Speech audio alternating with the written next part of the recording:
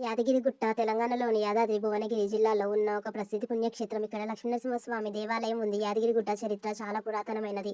దీనికి మూలం వాల్మీకి రామాయణంలో ఉంటుంది.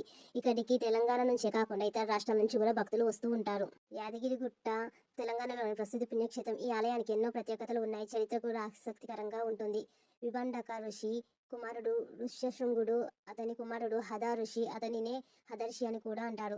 అతను నరసింహస్వామి భక్తుడు. హద ఋషికి స్వామివారిని ప్రత్యక్షంగా చూడాలని కోరిక పుట్టింది. అందుకని ఆయన తపస్సు చేశాడు. హద ఋషి తపస్సులో స్వామివారు ప్రత్యక్షమై వరం కోరుకోమన్నాడు. అప్పుడు హదర్షి స్వామివారు ఎల్లప్పుడూ ఇక్కడే కొలువై ఉండాలని కోరాడు. అలా స్వామివారు యాదగిరిగుట్టలో కొలువై ఉంటానని హదర్షికి వరం ఇచ్చాడు. యాదవుడు అనే ముని ఇక్కడ తపస్సు చేయడం వల్ల ఇదే ప్రదేశానికి యాదగిరి అనే పేరు వచ్చిందని కూడా అంటారు. యాదగిరి లక్ష్మీనరసింహస్వామి దేవాలయం మొదట్లో ఒక చిన్న గుహలో ఉండేది. కాలక్రమేణా భక్తుల తాకిడి ఎక్కువ కావడంతో గుహను పెద్దదిగా చేసి ఆలయాన్ని అభివృద్ధి చేశారు. ప్రస్తుతం మనం చూస్తున్న ఆలయం చాలా పెద్దది, అందంగా ఉంటుంది. దీనికి అనేక ప్రత్యేకతలు ఉన్నాయి.